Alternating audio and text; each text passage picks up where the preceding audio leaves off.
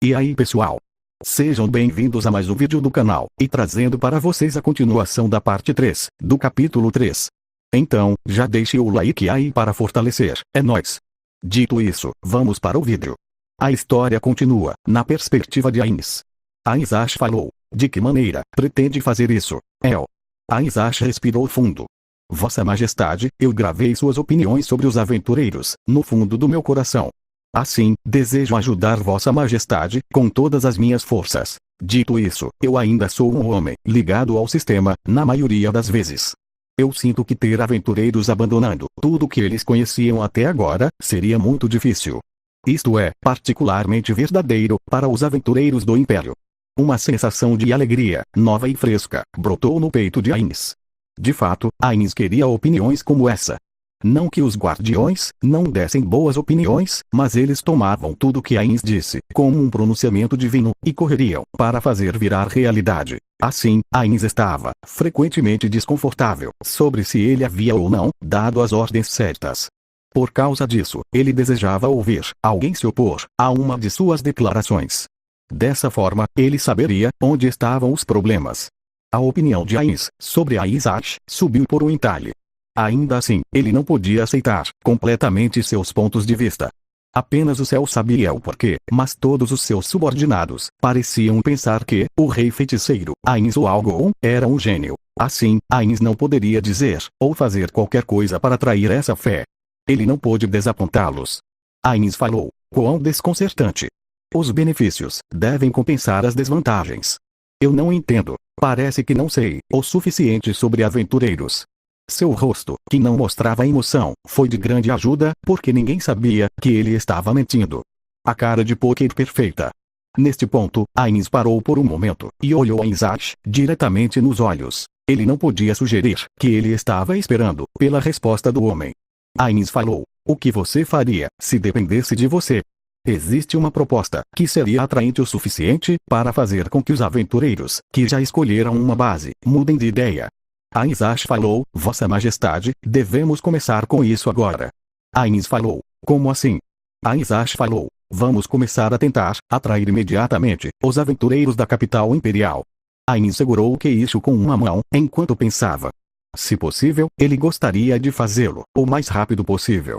No entanto, se não fosse possível, ele não se importava de esperar.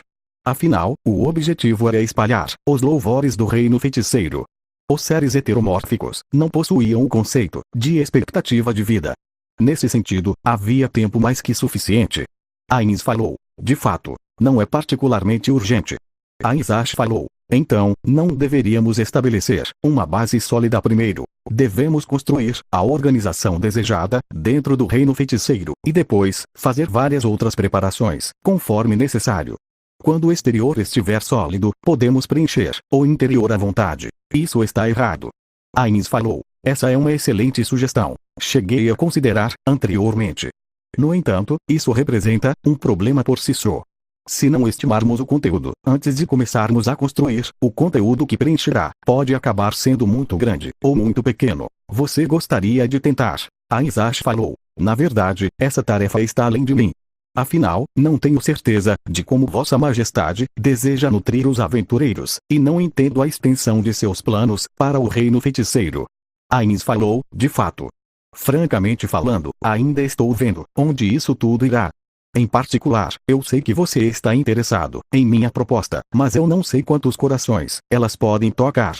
Para observar suas reações, eu vim ao Império para tentar um recrutamento de teste e ver o resultado. Ainz falou, entendo. Como esperado de Vossa Majestade, você já planejou tão longe.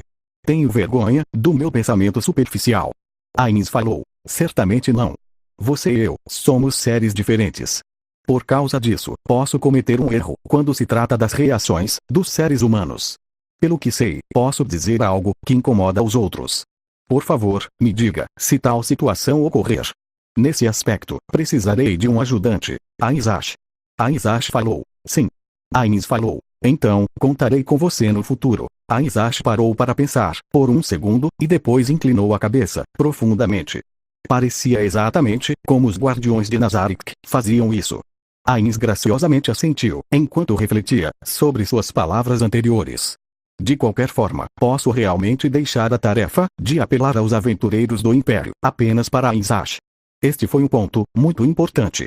Ele poderia fazer a apresentação se fosse necessário, mas não porque gostasse particularmente dela. Se alguém fosse mais adepto de uma tarefa e mais capaz, esse alguém deveria ser o responsável por tal tarefa. Contudo, eu não posso deixar tudo para ele. Se surgir um problema, eu deveria lidar com isso, já que sou seu superior. Ele não queria ser um chefe deplorável. Ainz se apegou a essa determinação. Só então, ele percebeu que Ainsash parecia ter caído em contemplação.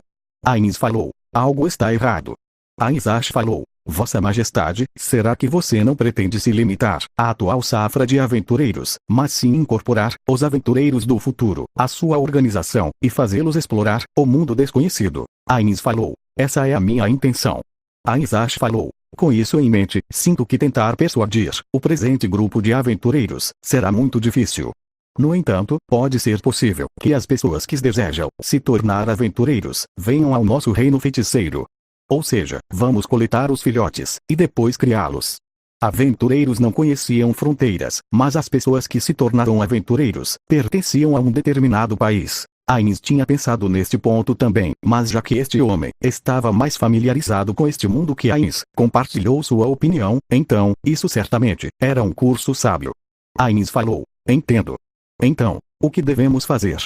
Ainsash falou: os fortes sempre foram admirados. Assim, posso perguntar como Vossa Majestade se sentiria mostrando seu poder como forma de propaganda. Ainz pensou: e isso realmente ajudaria. Dito isto, a publicidade era muito importante. Afinal de contas, a razão pela qual ele estava fundando sua própria guilda de aventureiros foi para espalhar o nome do reino feiticeiro de Ainz ou Algon. Ainz falou: então, eu tenho que mostrar meu poder e fazer o que os aventureiros fazem. Tudo o que tenho que fazer é ser um tipo de Momon para o Império. Então, pensou Ainz. No entanto, Ainsash negou com a cabeça. Ainsash falou: é quase nessa linha de pensamento, Vossa Majestade. Esta é a capital imperial. Como você se sentiria em exibir seu poder na arena? Ainz falou: isso parece interessante. Elaborei. A cena é cortada. A carruagem parou em um pátio espaçoso. Momon e Nabi tinham andado pelas ruas da capital imperial no passado, mas Ainz nunca tinha visto uma casa tão grande naquela época. Nem mesmo em Errantel, ele havia visto uma mansão mais impressionante do que essa. Ainz falou: esta é a casa do dono da arena. Este é um lugar bastante impressionante. A resposta de Ainsash à pergunta de Ainz foi ao longo das palavras de: isso é apenas o começo. A arena em si é propriedade estatal. As pessoas alugam para eventos, então, chamá-los de promotores pode ser mais preciso. A pessoa que mora aqui é uma das pessoas mais poderosas. Ainz falou: entendo. Um amigo seu. Ainsash falou: seria bom se esse fosse o caso. Ainsash balançou a cabeça em lamentação e continuou: há muitos eventos na arena e, às vezes, os aventureiros acabam lutando contra monstros. Eu só conheci essa pessoa algumas vezes, quando capturei tais monstros e os enviei para cá. Ainz falou: compreendo. Ainda assim, acabou sendo bastante útil, então, devo agradecê-lo pela sua conexão. Dito isso, que tipo de monstros você capturou nos arredores de Errantel? Ainsash tinha uma expressão desconfortável no rosto. Ainsash falou: nós capturamos os Undeads das planícies Katze. Os Undeads não precisam de comida, por isso não incorreriam despesas adicionais depois que os capturamos. Ainz falou: foi bem astuto. Você sabe fazer bem seu trabalho, afinal de contas. Ainsash falou: mesmo, eu não me vejo como uma pessoa assim. Ainda, Vossa Majestade, temo ofender você, mas está tudo bem em falar em capturar os da sua espécie. Ainz olhou diretamente para Ainsash.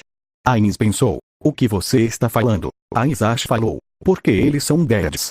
Ainz falou: ah, claro, bem, existem muitos tipos de Undeads. Eu não conto todos como meus parentes. Ainsash falou: perdoe meu desrespeito. Então, posso perguntar, qual é o tipo de Undead que Vossa Majestade seria? Se não te ofender, é claro.